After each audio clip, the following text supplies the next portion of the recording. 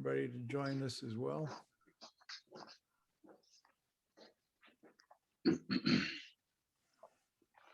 All right, there come our participants slowly coming on board. Thank you guys for coming on early. We're going to be just killing some time here until 7 o'clock before we actually start discussing business. Early birds get the worm. Maybe we should tell them some of the top secrets since they got here early. That's the reward. Good idea. So I missed the jujitsu class Wednesday. How'd that go? It was pretty good. It was actually it was a pretty chill class. I think you would have enjoyed that one. We were doing some guard passing. Guard passing, okay. Yeah. So yeah. And they were asking about you. I'm telling you, man, like people are impressed to see someone come in there at your age, starting off. I know I'm the oldest guy in that class, probably ever, maybe, but so those of you listening in, yeah, Zach convinced me to join him in jujitsu. So we met. Let's go back a little bit while we wait till 7 o'clock here to kill some time. Zach and I met in Thailand via a friend of mine that actually met here through MarketingBoost. Taylor Morgan, who's one of our members since pretty much day one here with MarketingBoost. She is a restaurant marketer and markets different restaurants and promotions for restaurants. And she knew a guy, what was his name? Jeff? Joey Lee. Joey Lee, yeah, Joey Lee, who was a comedian out in Thailand and did a lot of stand-up comedy and what have you. And I don't know what else he did for a living besides that. Did he have restaurants too, or at some point, do you remember? Anyway, I got to meet Joey Lee briefly. She said, hey, if you're going to Thailand, you got to meet Joey Lee. And so Joey Lee and I met up on Facebook, and then I went to Thailand, and we went over to Phuket, and whoop, your audio went out. Can you hear me? Uh-oh. What happened? It's my. Is your end? Can you hear me or no? Let me ask the group here. You guys raise your hands on the screen here if you can hear us. Okay, they can hear. So anyway, I met. Perfect. Someone was in chat. They can only hear me, right? I can't hear you either, Zach. Test it. Speak up. Nope. We lost your audio, Zach.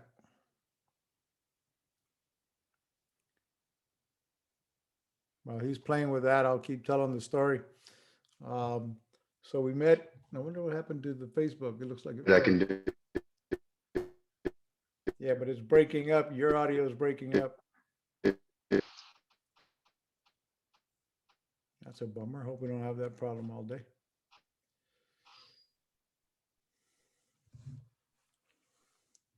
So Joey Lee, let's see here. I see some people coming in here from the UK.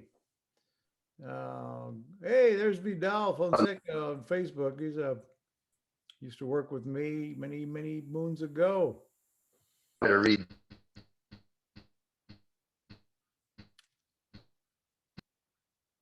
No, okay, so we lost Zach. Hopefully he'll log back in and that'll work out well. So going back to the story, I went to Phuket, Thailand, and met Joey Lee at a really nice oceanfront bar. All right, there's Zach again. Let's see, how's your audio this time? Your microphone is muted. Check that button. Oh. Here, Mark.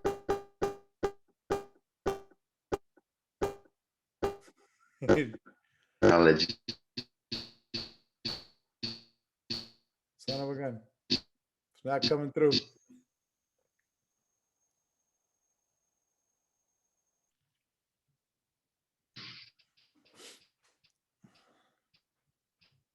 How about now? It sounds like it's cleared up.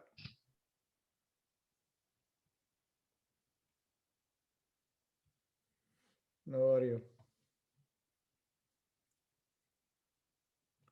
we tested this. We logged in, what, about half an hour ago, tested everything. It was working just fine. It doesn't not always seem to be the case here.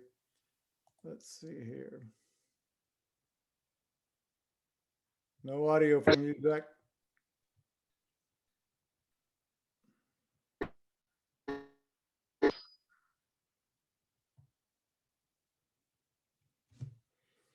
How about your default? No? Now I hear you. And then it went out.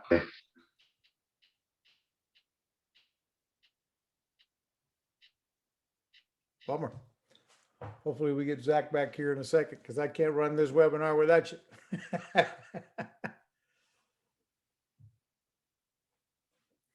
So long story short, while he plays with his microphone there, I went off to Thailand, met Joey Lee, who then said, hey, you got to meet another friend of mine who lives in the Philippines. At the time, I was living in the Philippines, working with our call center staff there in Manila.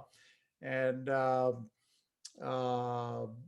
Joey's, you got to meet Zach, a good friend of mine here. So we went out the next day, met with Zach, who was training for a jiu-jitsu event there in Thailand. And so anyway, it was a great meeting. Then we met back again in the Philippines again a couple of times and saw his amazing call center and his business operations over there. And then out of the blue, a year or so later, he tells me, hey, I'm in Florida. We should meet up. You live in Florida, right? I go, yeah. And turns out he ends up living about 9 minutes down the road from me. So we're best buddies here in South Florida. He turned me on to join him to take jujitsu lessons, which I am attempting to do. At my age, I'm 60 years old. So at my age, to be fooling around the mat wrestling with a guys half my age is challenging, but a lot of fun so far. So now, hopefully, we'll get Zach back. It is finally 7 o'clock, time to get rolling. So tonight's webinar, someone's asking me, what's tonight's webinar about? Tonight, we're talking about when, who, what, when, where, and how to scale your business with virtual assistants. You know, I talk a lot about it, and you know, when is a good time to delegate things. A lot of us, I used to have this problem where everything I wanted to do it all myself. I wanted to manage things myself. I didn't trust things. I'm kind of a control freak, or I know people especially that are kind of control freaks, and they'd rather do it themselves than outsource it. They'd rather do it themselves than delegate it to somebody else, and that can hold you back. You can't think, if you're going to grow a big business, you're going to think big. You need to do exactly that. You need to think big, and you need to prepare, and you need to be able to delegate part of your workload onto different people and get the projects done, so that you can think the big picture, you can see the big picture, you can make decisions on the business instead of being tied down with the daily tasks.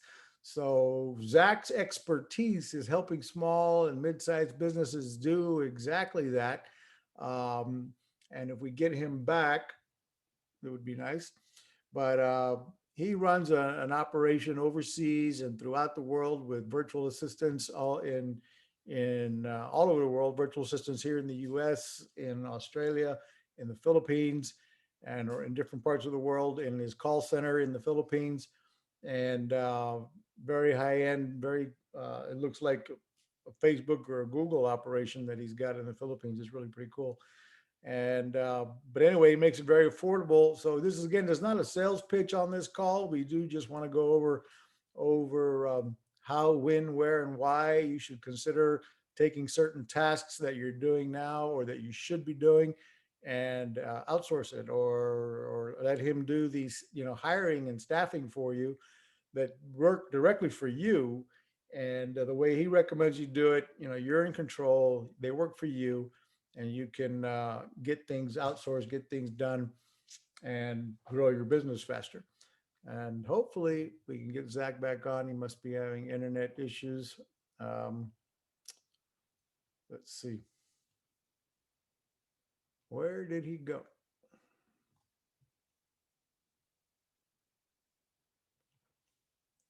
No, not a good sign that I lost him. Apologize for that, guys. Technical glitches here. And hopefully he'll be back. In the meantime, let me run a poll, if I could. Let me run a poll on everybody here, get an idea. First poll is about how long have you been a Marketing Boost member? Either not yet or 14, you're on still on the trial membership. This is actually an old poll, but let's see here. I can get everybody to respond to that. Let me know if you're a gold member already or still in the trial period or you're not a member yet. Okay. So most everybody is a member. Cool. Thank you. And then let's see here. Let's see what other poll. I think I have another poll just to get an idea who my audience is.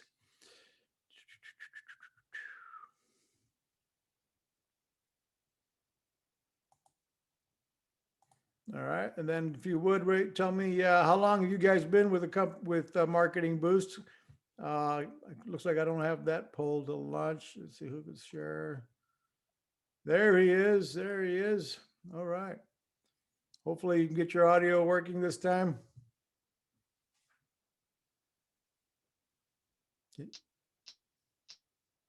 Still don't hear you, Zach. Huh? There you are. Sounds like I can hear you. Keeps. No. Guys. Okay, well, I'm looking at here, Hunter Willis on Facebook here. He says he's had a VA for the last year. It's been a lifesaver. She helped me add 10,000-ish fans to his fan pages by taking on the mundane work that he avoids. And that's exactly what we're talking about. Most people just don't release workloads to others. They think they can do it all, and all you're doing is holding yourself back. How's your audio, Zach? Say hello. I heard your chair move.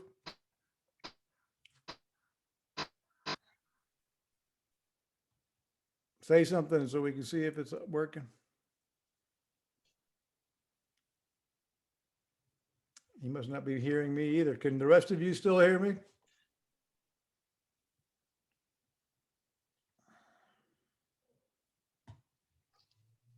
Bummer. What about the default audio?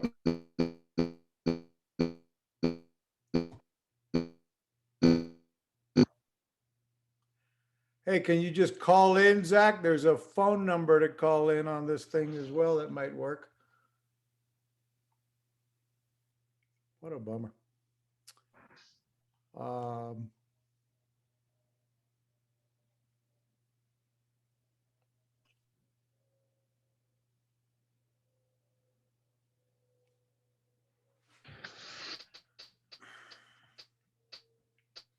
Let's see if I can find the phone number to send you.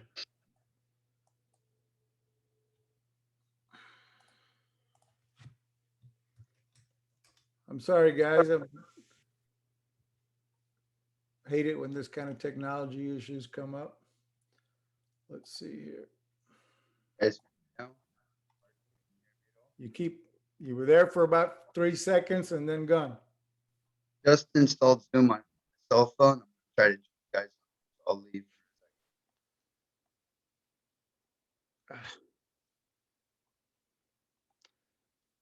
Well, I am at a loss for I tell you what, let me pull up his webpage and just at least share that. I think there he is. Tell me he's working now, Mr. Williamson.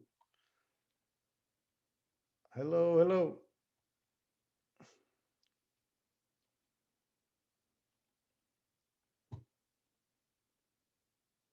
Hello. Can't hear you.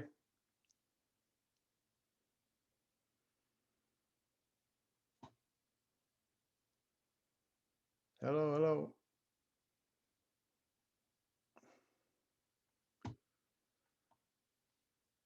What a bummer.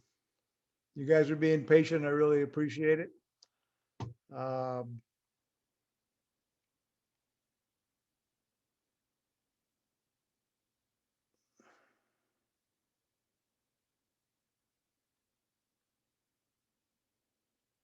got any audio yet?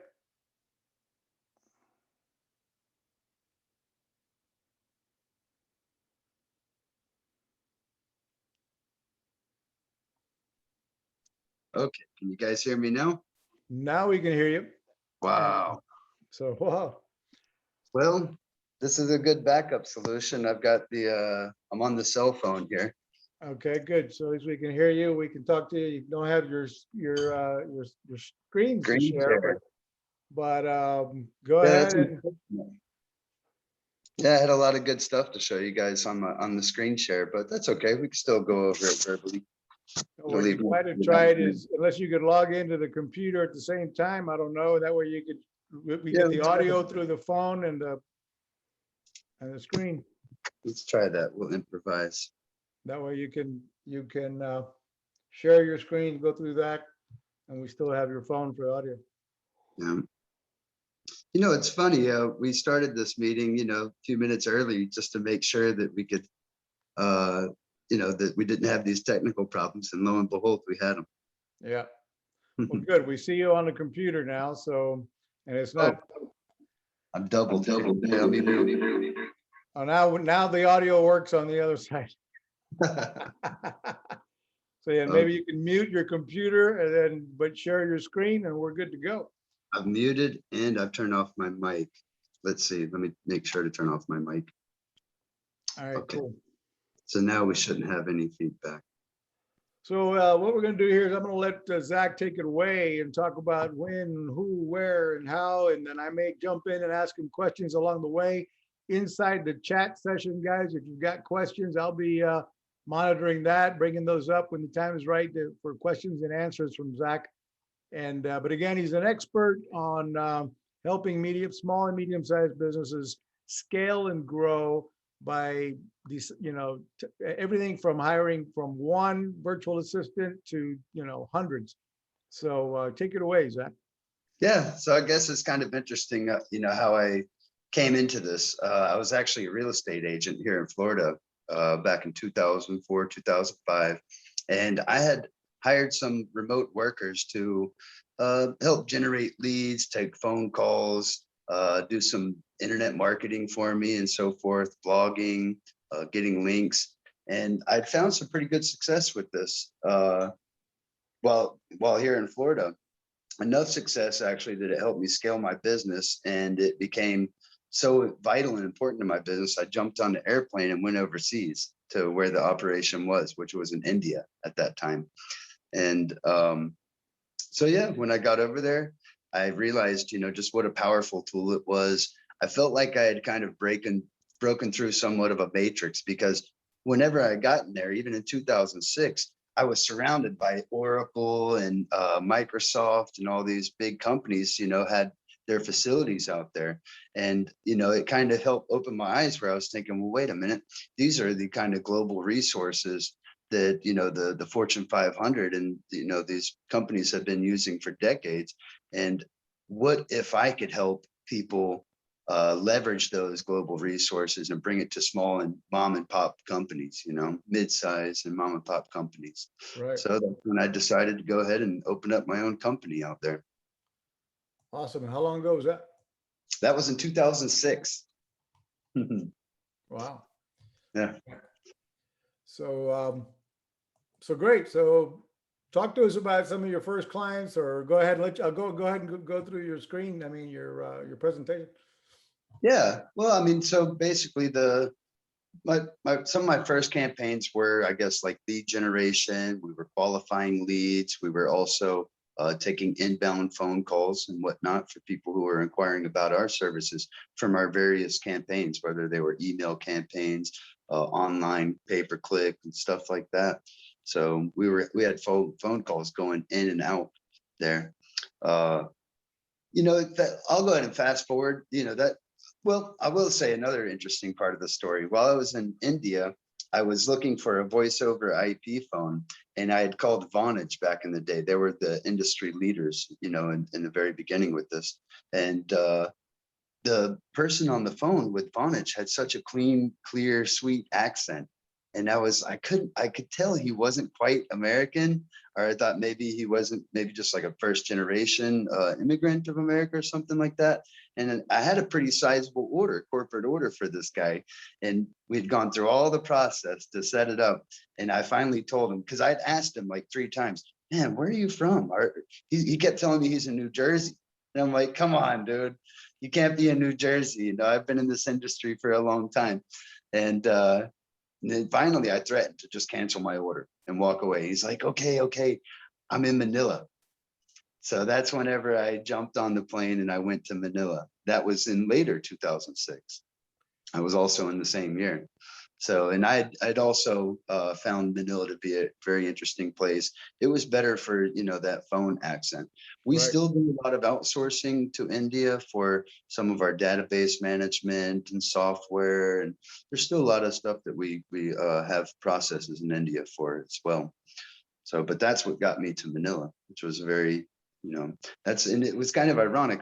You and I met in Thailand, but then we met again in Philippines, which was just very awesome. I was surprised to see that. Well, I wasn't so surprised because I knew you was a smart dude and had a lot of good things going. So it made sense that you would also have, you know, we've got 150 agents in the Philippines ourselves, plus another 20 or so in the Dominican Republic. But yeah, I'm looking forward to your presentation, man. Let's roll into that, and then I got a lot of questions for you. Okay, yeah, well, I'll go ahead and go in. You want me to go ahead and share my screen and show share your screen? And okay. Sure, let's go through I'm that. gonna take my video off so we can concentrate on yours. All right. You know, and I mean, I had something. We have like a regular process. It's just a general presentation that we show to people. And I didn't want this to be a sales pitch, but you know, I'll go over it just to kind of give people an idea of what our services are like. And I'll say another thing too. What was very interesting, here's the presentation. Let's move everything around. Can everyone see my screen okay? Yeah, we can see it. Oh, great. Oh, what's going on? I pushed the wrong button. Here we go, present. Okay. So before I get into the meat and potatoes of this, what I'd like to talk about was that since we'd already been doing this for well over a decade, we have been helping customers manage their staff remotely from India, Romania, Philippines, and we've been doing this for decades. And this required a lot of infrastructure as far as our servers and the project management software, a lot of the remote software. So whenever COVID hit, within about 3 days, we were able to get over 400 people to work from home. Our infrastructure was compatible with a lot of the same work from home networking type of stuff. Within 3 days, we got over 400 people plugged into this infrastructure, and we kind of rebranded our company from Clark Outsourcing to Clark Staff, which is a remote staffing business.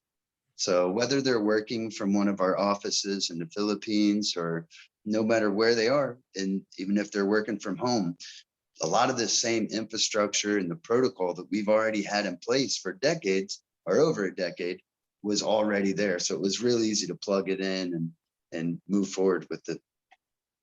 So that's some good background. All right, let me move my screen out of the way. So basically, what is remote staffing? Anyone can agree that the biggest asset of a business is going to be the employees. Look, your whole building could burn down tomorrow, but as long as everyone makes it outside alive, you guys can lease another place across the street and get the wheels cranking and get them moving. So that's just a prime example of why staffing and the employees of your business is the most important asset. Whether you're going to be working from home or if you want to have one of your employees, you're going to be hiring employees to work in our office, we accommodate that. We have our headquarters office in the Philippines, but we also have partners that we work with and office space that we lease in Romania, India, Australia, UK, and New Zealand. Let me interrupt you and ask you a question. One of the most of our members of MarketingBoost, we've done surveys before. They're they're one-man operations, or maybe they have 2 or 3 people on board. Probably 90% of them have less than 10 employees. What example? I mean, what would be the? Have you had a lot of clients come on board with you that start out with just one virtual assistant and then end up growing from there?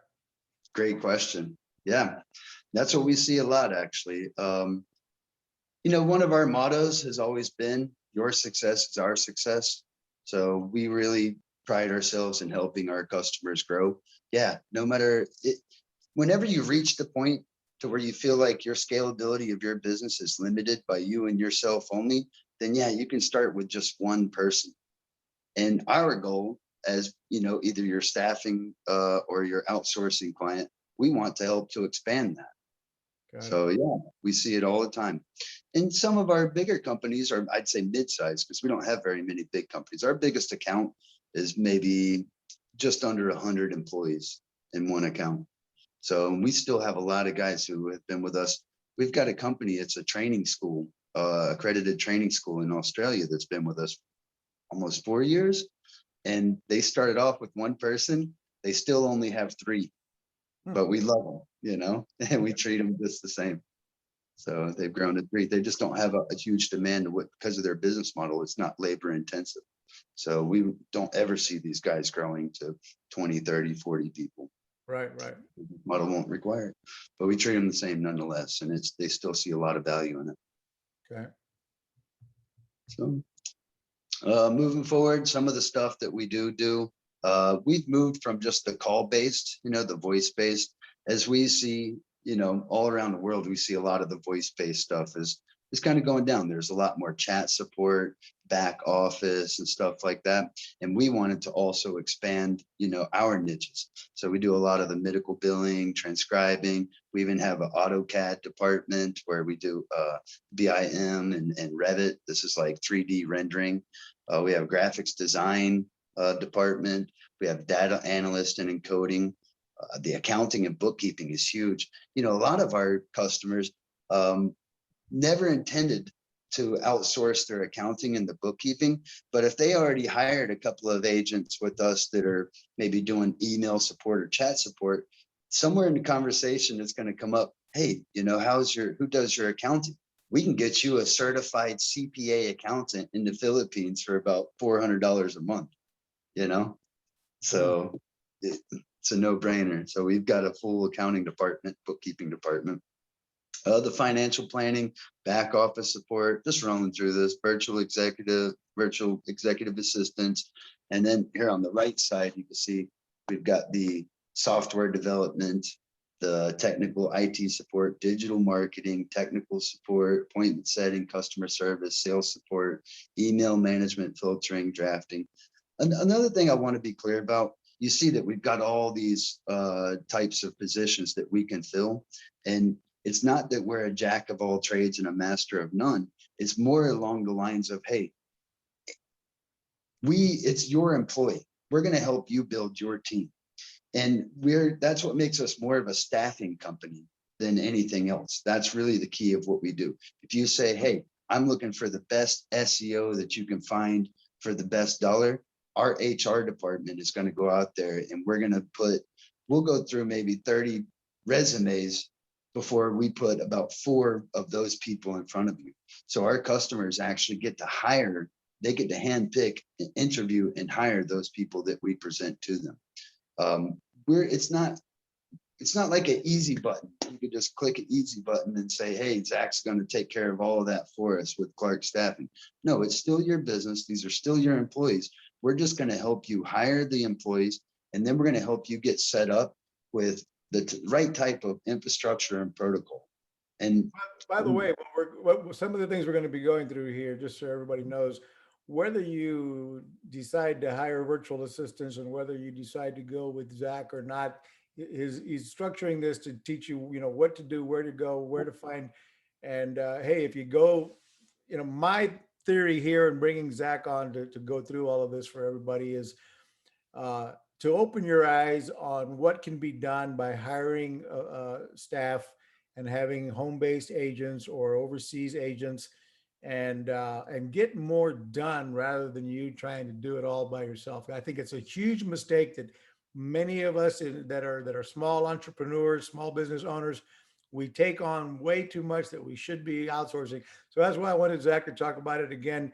As we're promoting Clark Staffing, it's at the same time, all we really want you to do is start thinking, and you open your mind to who, where, when, and why should I be, what could I put into a process that somebody else could be doing for me? So sorry to interrupt you, Zach. Go ahead. No, thank you. That was well said. Yeah, this totally isn't a pitch. It's not a pitch for myself. This is a pitch of how you can take your business to the next level, whether you're going to use my business or not. That's fine and dandy.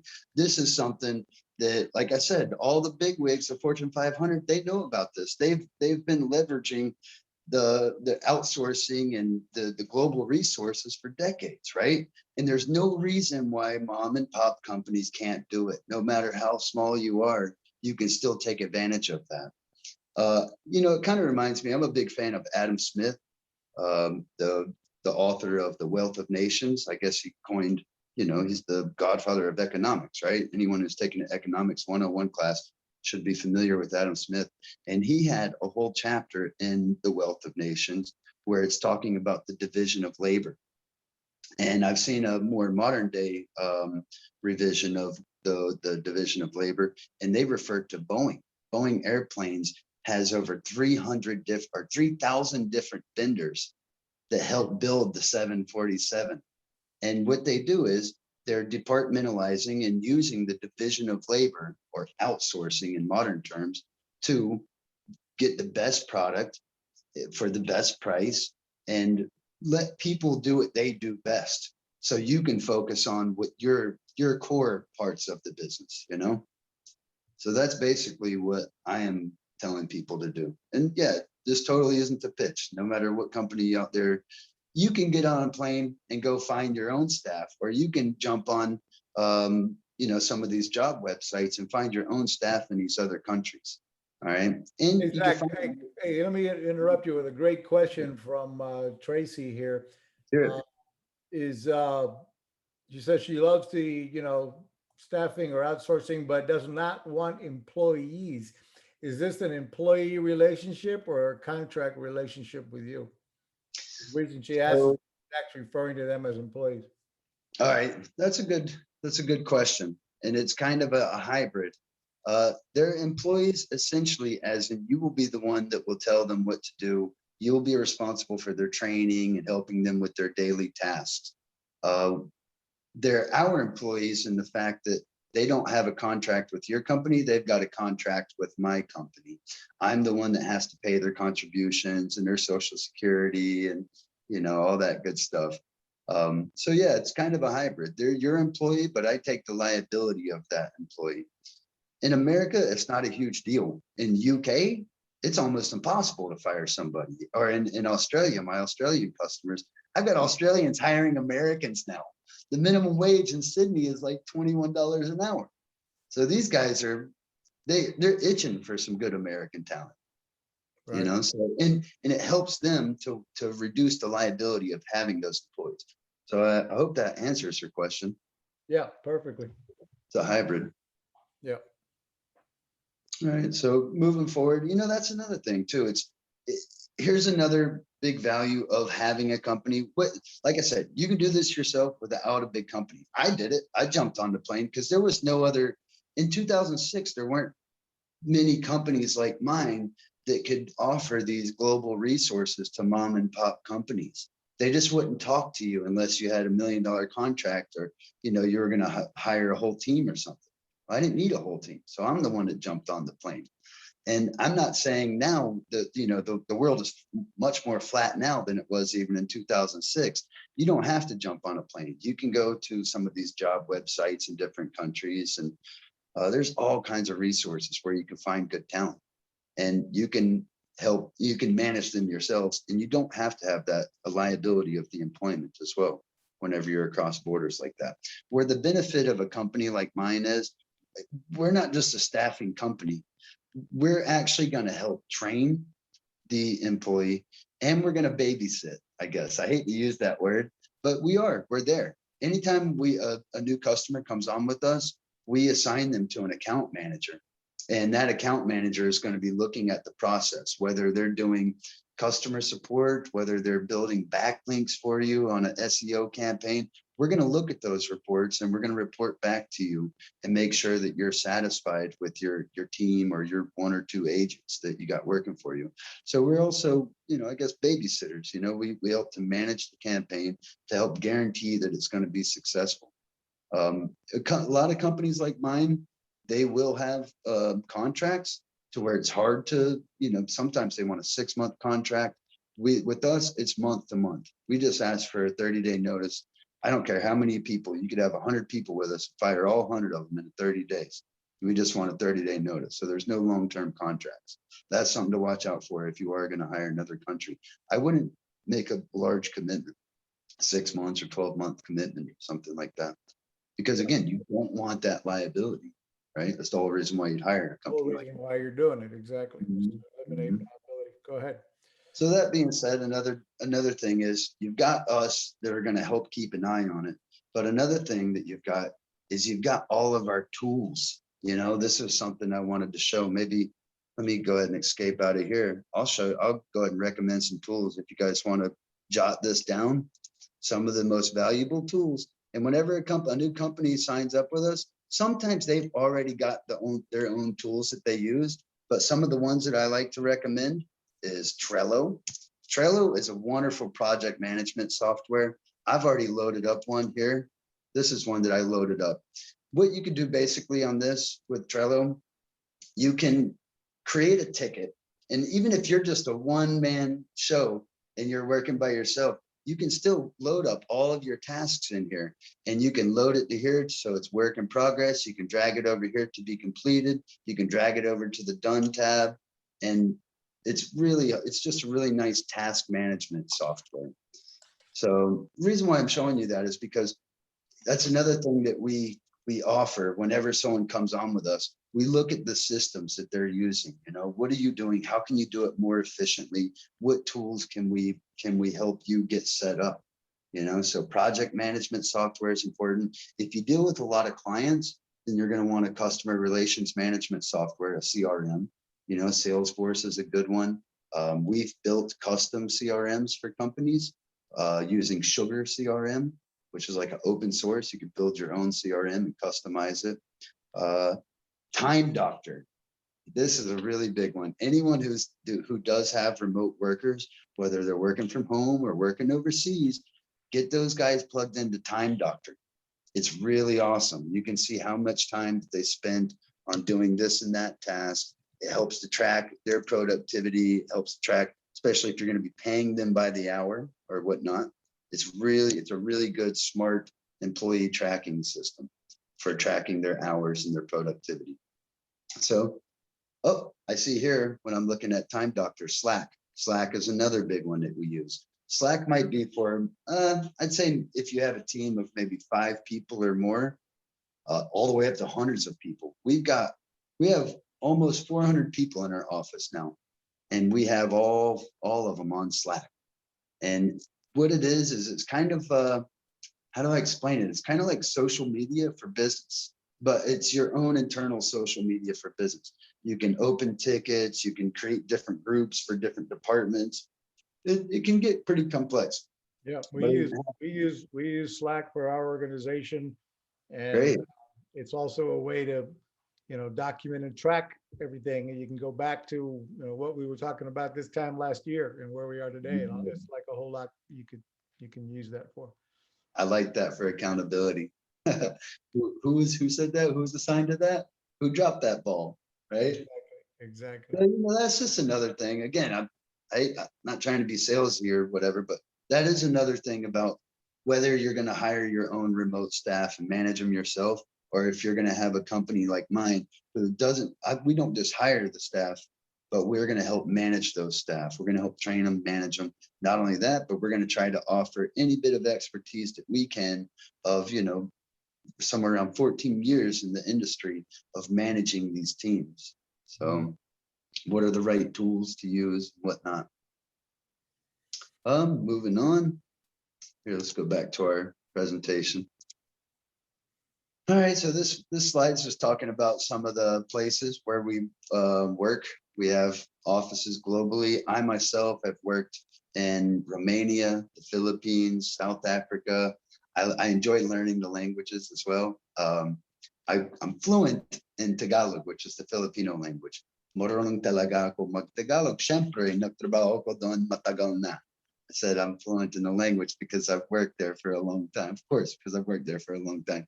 My Romanian is not so good, but 𝗃𝗶𝗱𝗲𝗄𝐴 so I said if you really want to learn it, you can. Awesome. But it's great. It's great traveling and meeting these folks, and it's great working with these different people as well, all over the world. Romania is good for software. Another thing I liked about the Romanians, they were creative writers. They have Romanian is a Latin language, and it translates pretty good to English.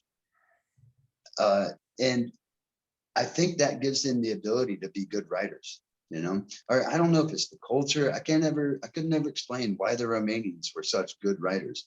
I've run teams of up to 25 teams of bloggers, writers in an editing department, where we were just pumping out really good internet marketing content there in Romania.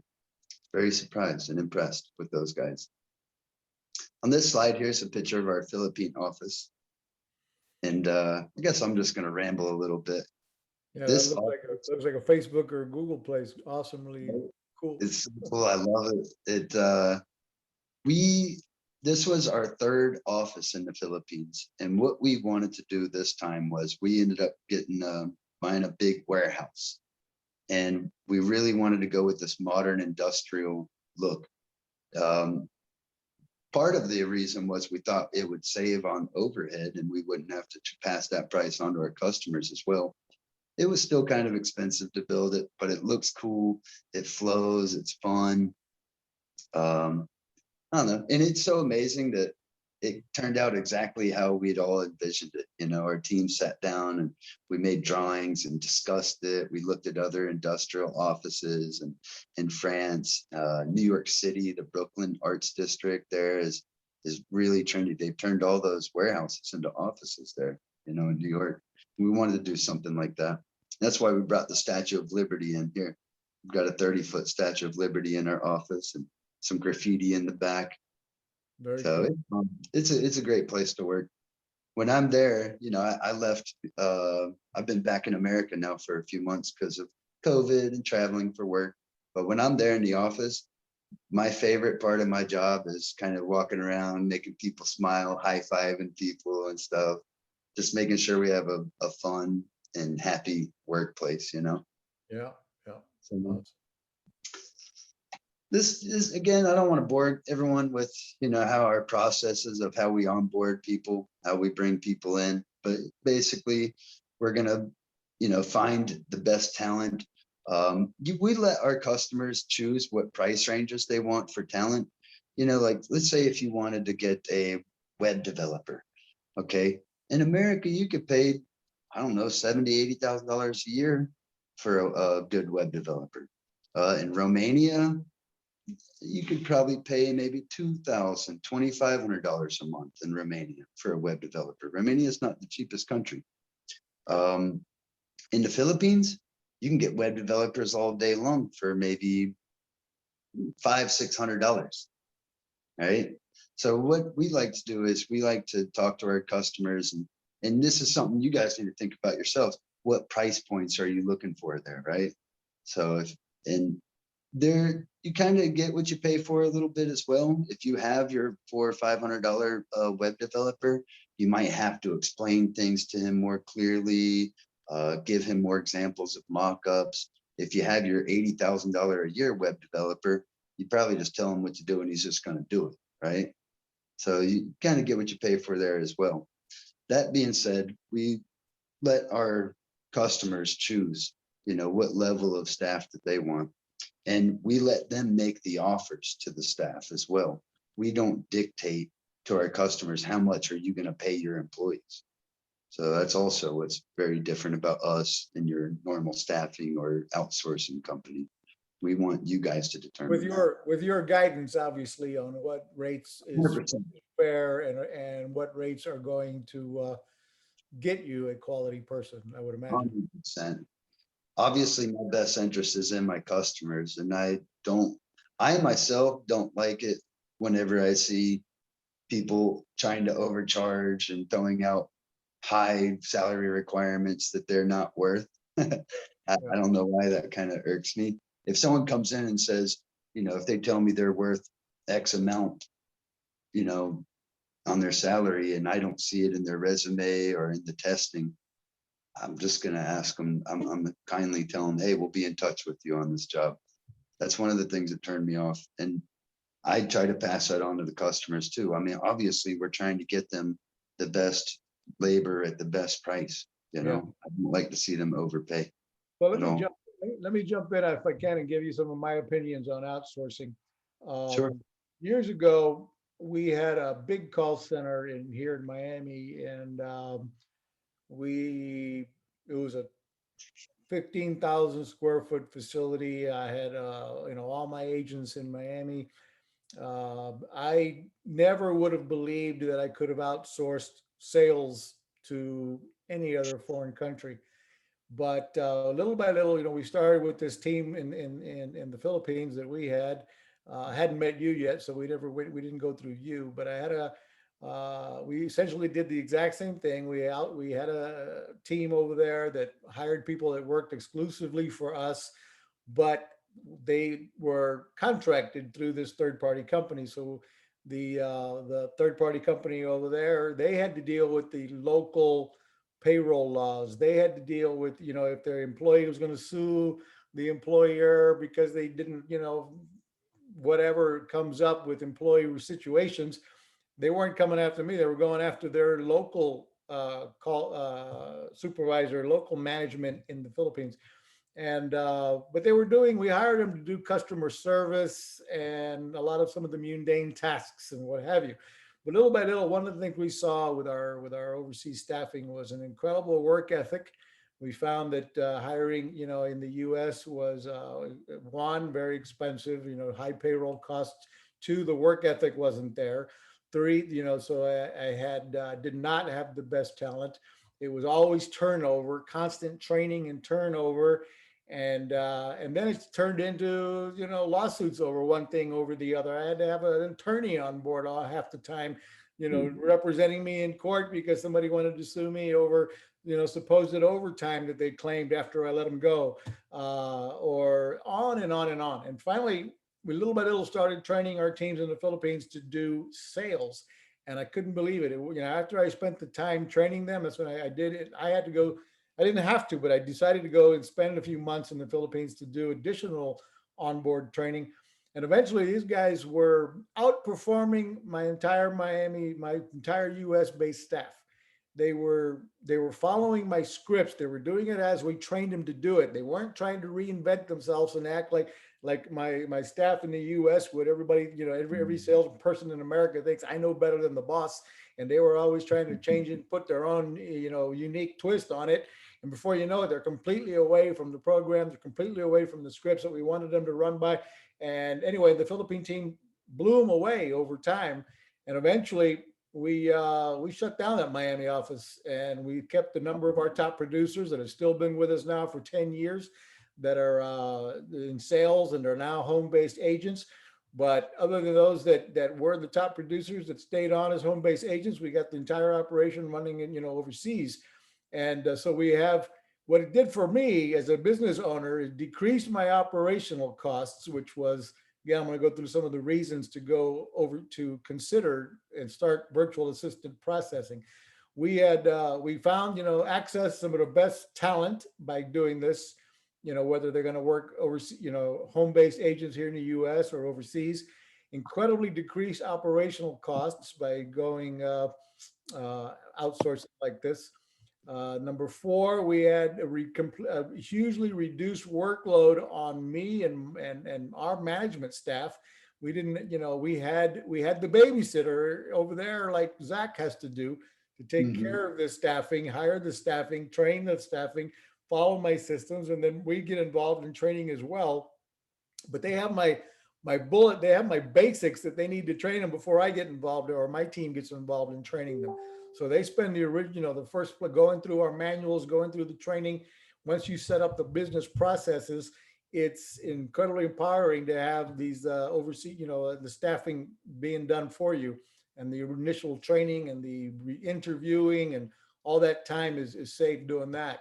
Another reason, number five, I get to focus on my core operations instead of me having to focus on recruiting and training and what have you. I am focused on the big picture. Me and our management team over here, we're focusing on the big picture. We're focusing on marketing ideas. We're focusing on the next big, our calendar of marketing. Are we preparing campaigns for Father's Day, for Mother's Day? Are we are we, setting up strategies for whether we're going to be doing it on YouTube and Facebook and Google and what, so we can think bigger. We can think for, third party relationships and affiliate marketing and so on and so forth to grow the business versus being hammered with employee stuff. If you've ever had employees or ever been in management in a corporate office, you know that just dealing with employees and staffing and legal issues and, handling payroll and all that other stuff is very taxing. So going this direction turned out to be an incredible growth opportunity for our organization. 24/7 availability. Typically we operated previously, a 10-hour day. And then by going overseas, we were able to staff 24 hours a day easily with the US based team and overseas based team, which allowed to have, the clock, in the Philippines, when it's 12 noon, when it's 12 midnight in the US, it's 12 noon overseas. So when we're marketing in the US on the East Coast, in California, it's 3 or 4 hours earlier. So we've got people at midnight in California. When we had our call center in Miami, it'd be midnight. My team didn't want to work past midnight. And I've got people in California, it's only 9 p.m. and they're still buying and shopping. And I'm having to pay people, beg them to work after midnight, when by having the team overseas, bam, being open till, 24 hours a day was easy. So that, as a matter of fact, that's how we started these training the sales teams in the Philippines. It was letting them handle the business from, after 11 p.m. in the US. And they would only take, call business after 11 p.m. Before we realized, wait a minute, these guys rock. And so we started giving them, hey, we'll let you start at 10 p.m. Let's start at 9 p.m. Guess what? You get the whole thing. You can take over the whole thing. Sounds like I'm preaching to the choir, man. No, exactly. you definitely are with me, and that's the point. That's why I'm going over this with everybody on the call. That I want to get everybody thinking big and thinking. You cannot build. You won't have the lifestyle you're looking for. I'm going to get to that in a minute. If you continue to try to do everything yourself, you got to find ways to, what am I doing that I shouldn't be doing? How do I start thinking big? How do I become the entrepreneur I want to be? How do I become the CEO of a company versus the guy who does it all? You can't be the guy who does it all if you really want to have the laptop lifestyle. If you want to be able to travel to Cancun next week and pull your laptop out and still be in touch with your whole organization. Like all of us, we work from home, right? Nowadays, we're all internet marketers. Most of us on this call are, or we have some sort of, most of us are doing business, a lot of it online. And regardless of if you're doing it online or not, man, this kind of stuff pays off. Reason number 7 I want to go over is, you pay according to the requirement. So you can get, like we talked earlier, you can get people on Fiverr, or you can get, there's different places you can go and get somebody to do small, simple things, or you can get, hire a few people that pretty much become full-time. with your team. So you're hiring based on your requirements, based on your needs, and it may very well be a campaign that's only for, I need them for 90 days. And if it grows into something you need them beyond that, then so be it. But you can do something that is not like Zach was pointing out. You hire somebody in the U.S. Once you get past 90 days, you can't fire them. You forgot the 90-day window. It was a test period. Now you got to go through all kind of legal stuff to be able to let them go. When you might, with an operation like Zach, you might say, hey, I only want them for 90 days or what have you. And it's not project based. Yeah, it's contract based. Okay. Can I back up one before you move on to that 6? Because I really love that what you had to say about the previous topic. Like you said, a lot of us that are on this call are entrepreneurs. I know I opened my first business when I was 19 years old. I've always had, some of us got knacks for it. And people like us are entrepreneurial, our business owner type of styles. One thing we have a problem with sometimes, we can be control freaks, right? And Yep. we like to manage every little thing. And I swear I spun my tires for years being that control freak, saying, oh no, I have to manage that. I have to manage that. This has got to be perfect. Got to do that. It was only whenever I finally let go of that control and delegated this stuff that it let our business become scalable. Like, you can't be the weakest link in your own business. You've got to let your baby go a little bit.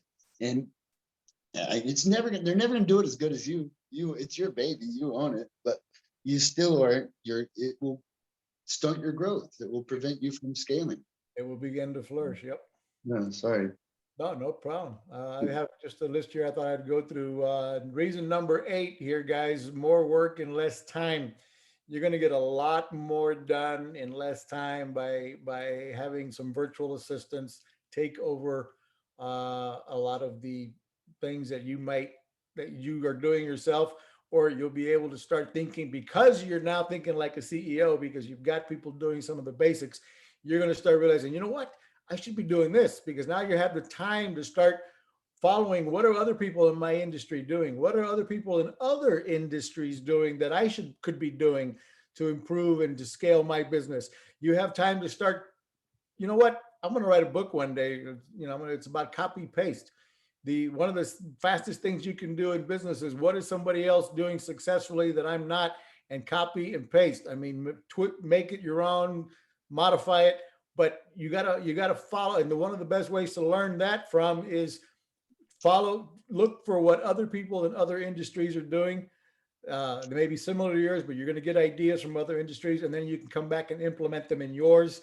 And again, you hire people to help you get that done. Reason number 9, you get to improve your online presence. Get experts on that to help you build your campaigns, your funnels, your integration, your automation. You can't try to learn it all. When you try to do it all yourself, if you're a one-man operation trying to build your own, programs, and you're trying to build your own automation, and you're just behind the 8 ball all the time instead of hiring some help. Reason number 10 I like to go through here is your flexible working ethics. You're going to get again, project basis, hourly basis. Time zone differences are going to be in your favor. All kinds of good stuff there. Number 11 I have here on my list here is guarantee for confidentiality. I mean, you can get, obviously, through your third-party vendor here, if you're going through somebody like Zach, versus hiring them directly on Fiverr. You're going to get him they're going to sign agreements with for confidentiality, etc., with Zach's organization. And can I chime in on that too? On that one, that's a good one. Again, I'm sure everyone on this call has probably tried dealing with the freelancers and stuff like that, and you do sacrifice a little bit of security, not only security but stability as well. And that's probably the number one. Some of my best customers have managed remote teams of like freelancers and stuff, and they didn't have that level of oversight and confidentiality, the non-disclosure agreements, and the security all in there as well. Yeah. Yeah, that is a huge benefit. A couple of comments here from our listeners here. Let's see. In such an open space, is there a background noise or problem with your call center? Oh, no, we do pretty good. We don't do as much voice. I'd say voice is only about 20% of our staff now.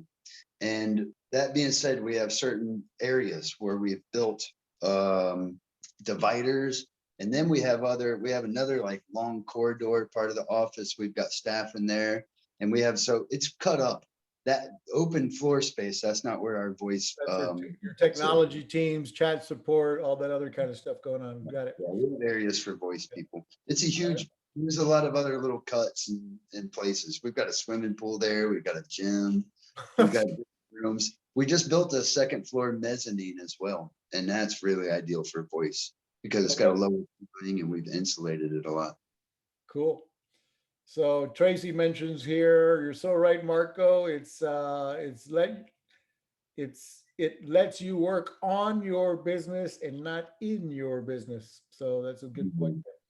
Here's a question about capital. To start scaling your business, whether it's 1 assistant or 10 assistants, is it necessary to get a business loan to make this happen? I would say no. I mean, you can hire a virtual assistant.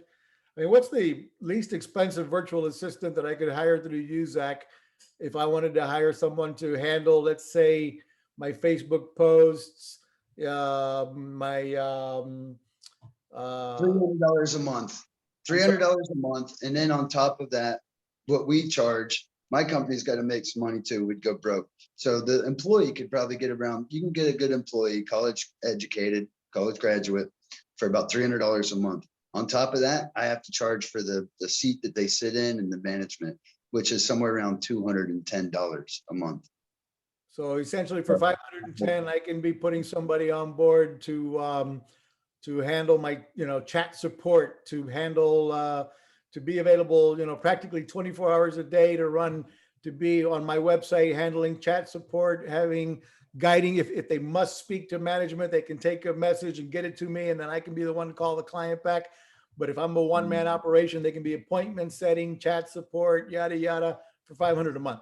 That doesn't really. You'll get someone fresh out of school. If you want to pay $700, you'll get someone who's actually got a year or two experience working in an office. So got it. Okay.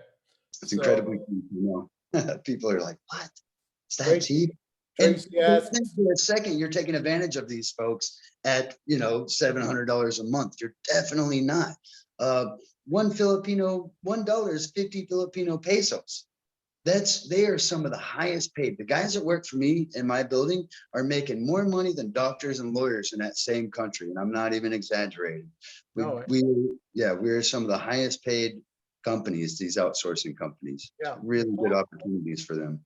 The call center industry, and again, you're not just call center, but the outsourcing industry is a very high-end job in the Philippines.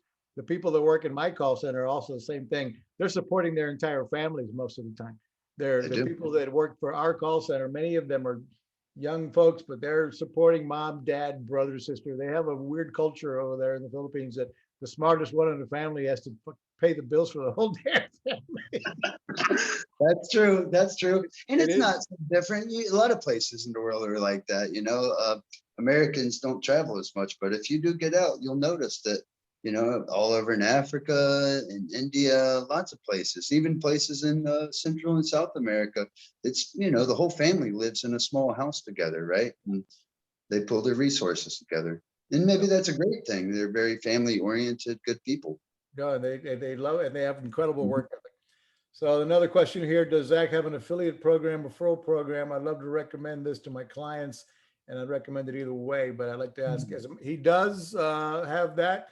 You can. It's not so scalable. We only have had, in all these years, we've had about 4 people who have resold for us, and it's not like a plug and play type of reseller program. It's, if we're going to sign someone on to be a reseller for us, we want to have a good relationship with them. We'll usually fly them out to our facility and try to, make sure that they're representing our company, correctly. unfortunately, it's not something that you can. Just send It's it, not have an affiliate link, and go there. Yeah. unfortunately, but we're interested in resellers always. So Yeah. yeah, hit us So up if you guys Zach, are interested. yeah, Zach's part of the Facebook group. You can reach out to him and do that. If any of you hire him, for example, I'm not bothering to try to be one of his resellers, as I'm not getting anything out of this, because I don't want to go through his process. He wants me, if I brought you on, he'd want, to be an affiliate with him. It's, you kind of have to be involved with, like holding their hand or what have you. But anyway, reach out to them, to Zach individually for that. It's a great question. Okay, so moving on to my list here, I have 16 reasons why you should be doing this. The next one is, again, scalability and operations. Turnaround time and deliverables in your business get slowed down. Do they? This gives you the opportunity to scale quickly. Number 13, efficient customer handling. I don't know about you. I know one of my weaknesses as a business owner is dealing directly with customers. I love selling, but I don't like customer service. And I don't like dealing with an upset customer. If they happen to be upset about something, in my case, I have a very short fuse, and I have made the mistake often of handling a client completely wrong because they just want to. I kind of feel like the customer is not always right in my book. And so I'll sometimes let them know that. But by having a customer service team from some of the best people in the Philippines, for example, their culture in that country, they are the most polite people on earth. You can't upset and get a Filipino yelling at you. They just don't. Yeah, they're really sweet people. It's part of the culture. I mean, they're just very sweet people. They're very client. Somebody who's a customer could be completely bent out of shape. They will eventually calm them down, get to the nitty gritty of the problem and solve it. I can't handle that. When they start yelling at me, the hair on my back comes up and I'm ready to fight right back. And it's like, you picked the wrong guy to mess with. I guess maybe that's why I'm willing to go do jujitsu with you. But anyway, so when you do it all yourself, you're finding yourself being a salesman, you're being your customer service guy, man, you can lose more business than you gain by trying to do it all yourself. So, Marco, I also, while we're on this, we keep boosting Philippines and some of these other places. I definitely don't want to put Americans down at all either. Here's the way I think, here's the way I look at it. Like I said, we've got people in Australia hiring Americans. We've got British hiring Americans. We've got Americans hiring Brits. Here's what I think. There's a perfect job for the perfect place, right? Every tool's got its own place, its own use. And here's what I feel like. I feel like money and labor, again, I love Adam Smith, the way he talked about money and labor. It kind of flows like water, and it's going to find its path, so don't think that there's not places for, good American labor as well. I mean, just there's some things that Philippines will do better. There's some things India could do better. Some places where I prefer Romanians and South Africans as well, and so forth. So yeah. So I just have I've learned to have well, again, like I've got people in the Dominican Republic and the Philippines, and they're both, have their assets, as you point out. Actually, my Dominican team has gotten very better at sales than my team in the Philippines. So that's happened. Nice. We're all, of course, we make them compete against each other, and that's also another great thing. There is something to be said though about the value of the dollar in those other countries. That's for sure. Like you said, these people, whenever you hire a Filipino, I mean, it's serious. Like, they're going to take that job very serious. Their whole family is going to be excited and, promoting them. They're not going to just walk off from something like that, And unfortunately, that doesn't happen in the U.S. That's one reason we're entrepreneurs in my book, because when you're an entrepreneur, then you start hiring. And I used to be a believer of like, no way, I want to hire American. But man, start doing that in scale, and it's not easy. I'm still a proud American. I've got an American flag behind me right now. I mean, I feel the same way too. But again, I'm an Adam Smith capitalists, and Adam Smith was right. I mean, it's kind of like the invisible hand. That was another term that he coined, the invisible hand. You got to let the economics flow when it's going to have its own checks and balances, you know. Especially as a small business owner, a small entrepreneur. Not only that, but how are we as small business owners supposed to compete with these big guys, you know, the big Fortune 500, whenever our hands are tied behind our back? They've got the global resources. What are we doing? We're sitting on our butts, not taking advantage of the same resources that they've got access to. Yep. Right. It was a huge eye opener for me whenever I started, you know, traveling and doing business in other countries. Yep. So number 14 on my list is strengthen weak areas. Strengthen weak areas. Okay, we've really pretty much covered this already, but again, when you're trying to be a jack of all trades personally, you're going to have a lot of weak points. And as Zach pointed out a moment ago, being you personally being your own weakest link in certain areas, and that's what you want to figure out. What am I terrible at? What do I suck at? How can I get a virtual assistant to do that? Whether it's be the accounting part, whether it's the organization of different, there's a lot of things you can, if you put your mind to it, you can start finding things you should be having somebody do for you instead of you doing it. Reason number 15, VAs strive to provide quality service. Again, we've really pretty much covered all this. They really, depending upon where you're hiring people, and again, you could hire virtual assistants here in the US, same thing. You got to, if you're going to do it, if you're going to have a US based virtual assistants, and you got to find people who really want the job and you're not going to spend months training them just to see them quit to go work for $1 an hour more, somewhere else. That's one of the things that killed me was the constant turnover and constant retraining. And when we got our teams overseas in Mike's scenario, they love the job. I've had people in our call center in the Philippines that have been with us since day one. We've opened that call center 8 years ago, and a large percentage of the staff is still there. That is unheard of nowadays in the US. Obviously, we still have turnover there as well. But typically the turnover that we've had in the Philippines, it's actually something I celebrate.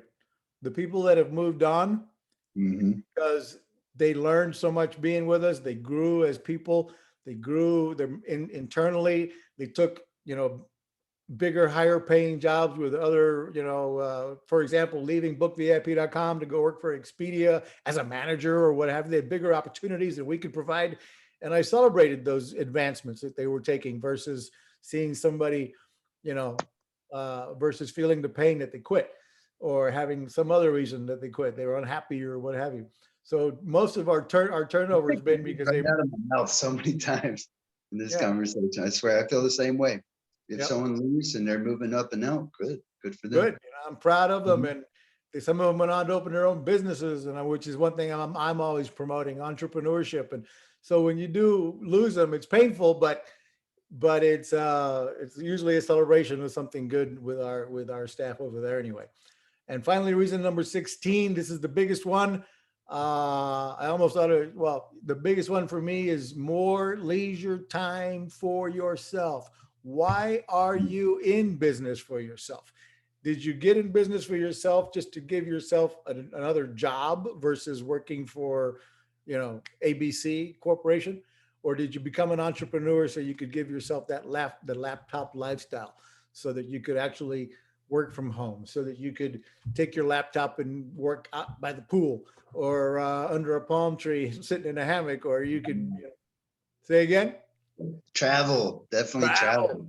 Get more time to travel. See what MarketingBoost is all about, and travel incentives and book, so forth. So I'm on the back of my yacht, often anchored. And as long as I got an internet connection, if I stay close to shore somewhere, I have internet, I can work from anywhere.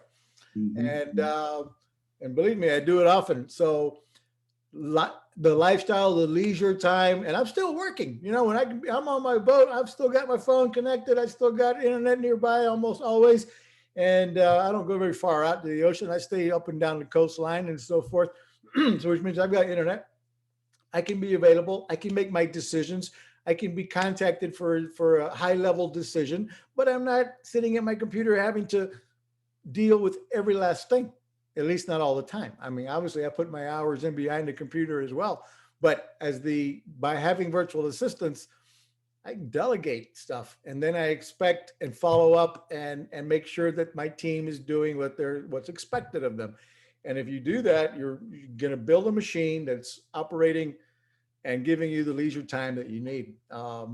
So my pitch, if there's a sales pitch on this call, the sales pitch is start thinking big, start thinking big, start thinking how, am I going to build a team, or am I going to try to be Superman?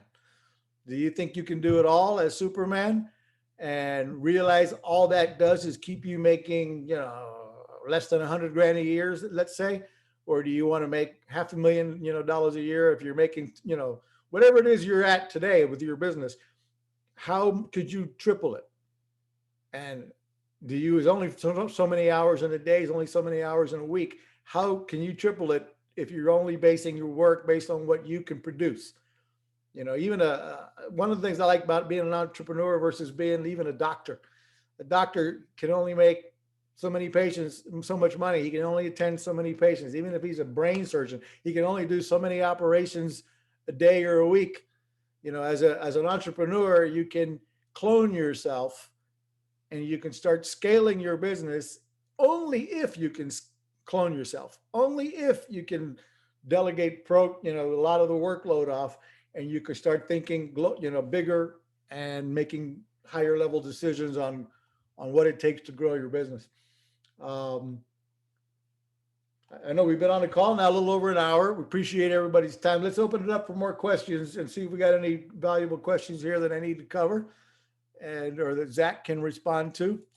And, yeah, don't mind me, guys. I'm just clicking through here. Did you have anything else important else that I couldn't get?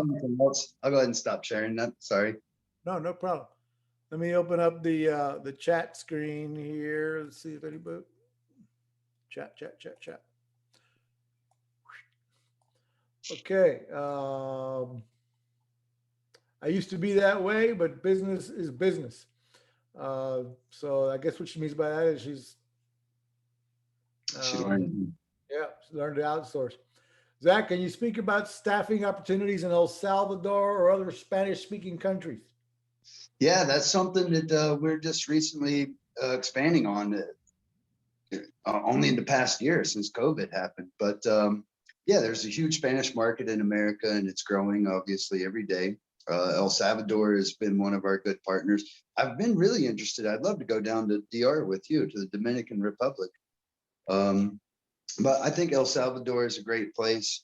It's really up and coming. The people are also very nice. What we're seeing a lot of in El Salvador are actually Americans or dual citizens that had to go back home or something like that, or there for family reasons, or maybe they have American family and they never did immigrate, so they still have a lot of the culture, and they speak perfect English as well as perfect Spanish. So yeah, it's just been a great spot. Yeah, Paraguay is a country that has a lot of outsourcing in Paraguay. Spain, Dominican Republic, I found is close enough by that you can jump on a plane and be there personally if you need to set up staffing if you're doing a lot of training and what have you. So that's why I chose DR, because it was a hop, skip, and a jump from South Florida. Yeah, that's one of the things going back and forth to Philippines all these years. Good Lord. Yeah. You learned to do traveling. And again, we opened DR so I could have bilingual staff, which has been a big plus. But their English in the DR is the staff we're hiring. Many of them, they've grown up in New York, and they go back. They've gone back and forth to New York and back to their island. And so I've got a lot of great English-speaking people in the DR, for example. Yeah, that's what we're seeing in El Salvador as well. Same thing. Same scenario. Any other questions, team? Marketing Boost members here. We covered pricing, which is important, guys. I mean, you can get people through a company like Zach for starting at around 500 and change a month. a month, right? Yeah, that's Yeah. for a month. That's for a full 40 hours a week, Yeah. 160 Versus hours. versus 500 a week for somebody in the US, pretty much. And that's a low end person in the US doing, something. So if you, I mean, you might be able to find people for 500 a week in the US and you're not going to be very happy with them, right? And, it's 4 times the amount of money as it would be to get somebody, through Zach, for example. I think the real value too is that not only are they getting that, the employee is such a low rate, but they're going to have us kind of get a look and see what we can do to help improve their business. So you get that free consulting as well, especially in the first 30 days or so. We'll spend a lot of time with that employee, with your hire, to make sure that they're doing the processes right. And if there's anything that we can, any advice or consulting we could do to make sure it's running smoothly. Hey, I got some great questions from a gentleman named Hunter Willis, who's been getting involved with MarketingBoost recently quite a bit. Question: he has an SEO business, so he's very leery about giving server and website access to contractors. How do you address that type of concern? Yeah, so, well, there's actually technology that can help address it. So there's certain lock keys that you can give access to through there. But another thing is, with a company like ours, obviously you're going to be signing non-disclosure agreements and all that good stuff. So that could be more risky with freelancers, but whenever you're with a reputable company, it's going to be a lot less risk in that. Okay. So number 2 question of his: if I got a custom project he wants done, would your team be able to do that? For example, there's a custom Joomla I'm considering developing. It would be a one and done project. We don't really like too much project based type of work, but it's something that we might entertain. If it can go into maybe 2 or 3 months, then yeah, we'll probably do that. But the problem with that is, again, we're kind of more of a staffing company, and we would have to develop that person first. And if like, for example, I don't have a awesome Joomla developer just sitting on hand waiting for the next guy to give us their project. So that's kind of would be the struggle. So But you're if hiring, I yeah, you're thought it hiring was for, you'd be hiring for Mr. Willis. So it's different than maybe just finding somebody on Fiverr who specializes in Joomla. So there are times when, again, Zach may or may not always be the all solutions to every outsourcing need, but yeah. good question. Good question. Number That's 3. why it's not like hitting the easy button. Just, hey, Right. give us the project, we'll do it, and your hands off. That being said, we have built software and CRMs for people. So it's something that I will entertain if I feel like it's a sizable enough project that could sustain this person. If it's maybe like a 3-month project, I would do a nice project-based program, service like that. But typically it's not what we like. We like people to build their own team with us and develop their own employees and whatnot. But Hunter, that doesn't mean you can't find people for that. Again, exactly. Yep. So number 3, going with with a custom project, how much will your team interject with with their expertise? Continue my Joomla project, I'll map out. Yeah, it's kind of I'll let you reach out to Zach personally. Again, you can find Zach Williamson in the MarketingBoost group, and you can send him a message and start that conversation with him. Let's see. Other questions. How does the payment, another payment from Tracy, how does the payment work? Can I pay with a credit card to your company, or how does payments between them? Yeah, you can pay with credit cards, but typically a lot of our customers have a lot of employees with us. Some of our smaller guys that only have 1 to 3 people, yeah, they'll pay with a credit card. But by the time it's, you've got 30, 40 people with us, that's a pretty large amount to be paying with a credit card every month. So they just send wires. Got it. Yeah, So, I like the credit card option as well, because I get my points for travel. Yeah. Yeah, small teams, we can do it, but okay. Once it's getting into the tens of thousands, then we prefer wires, obviously. Sure. So you want to save the transactions amounts as well. So how do we use Zach's service and MarketingBoost to build a business? How can we use Zach's services and MarketingBoost to build a business? No, that's a good question. I have to think about that. Let's see. How can we put it all together? Yeah. Next one, my credit cards have high limits and I About like, ourselves, Tracy, you're like me. I like my points. So huh? yeah, you could do that. How do you use Zack service and Marketing Boost to build a business? That's not an easy question. It's, I mean, you could, if you've got the ability to find clients for Zack and use the Marketing Boost incentives to get people to talk to you about outsourcing, maybe. But anyway, that's some. Well, some it depends on exactly what they're doing anyways, how are they using your incentives to enhance their business, So, Yeah. but there's got to be a way to put it all together. Surprised, we've known each other and talked shop enough that we haven't put together a program like that to plug people right into. So I Cool. appreciate that. Thanks for asking that question. That was who, Tracy? Asked That that? was Val Taylor. Oh, Val, thanks. Good question. Yeah, we come up with something that to have all this army of people we have in Marketing Boost get out there and promote the promo. Oh, by the way, Hunter says he could probably keep a Joomla developer busy for 3 to 6 months. So that might be Yeah, we'd bring them on. What I've done before, whenever people have brought on developers for project bases, after they're done with them, I take them myself. Yep. Very good. Let's see. Any other questions, guys? Hey, I think it was a pretty good call. Again, to wrap it up, why do you need virtual assistants? Why are you in business? First, ask yourself that. Why are you in business? What are your goals? What are you trying to accomplish? How big did you, when you first decided to get in business for yourself, how big did you want to be? And if you're thinking big, then you got to start thinking about who and how can I build a team versus trying to do it all on your own. And the only way to build, typically, like somebody asked earlier, do I need a bank loan to start hiring staff? Well, if you're hiring in the US, you probably do, because it's not cheap. And minimum wages, everybody wants more. And by the way, minimum wage gets you a minimum quality person, while a minimum wage for what you would pay minimum wage here overseas is going to get you, college educated individuals.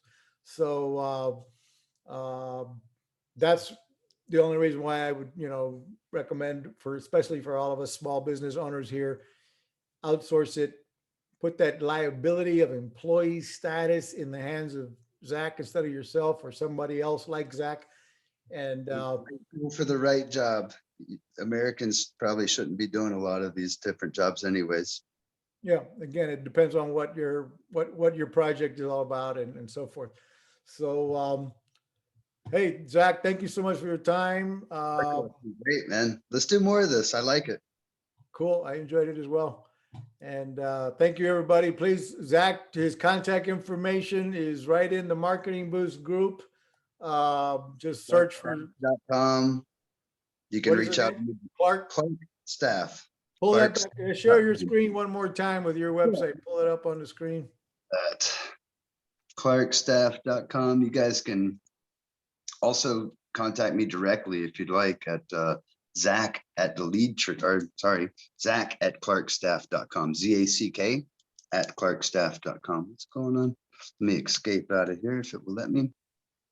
I like your website. It's I love it. Yeah, it's kind of simple. Maybe I'll mess with it some more. Oh, doing it one-handed because I'm holding my phone with the other hand. I'm not a point and poke kind of typer, I promise. So there you go. Website, Clark Staff. So kind of got to scroll through of our office. Yep, and you can reach me at ZACK at Clark Staff. Very good. Thank you for your time, Zack. Folks, I hope that was I hope that gave you some insight, some inspiration to consider figuring out how to grow, how to scale your business and do it affordably, do it smartly, and do it in a situation where you can be open 24/7. We gave you I went through 16 good reasons to start thinking big and consider outstaffing. All right. Thank you, Zack. Let me go ahead. Bye-bye. So we're available on Facebook to reach us as well. So thank you very much, everybody. Appreciate it.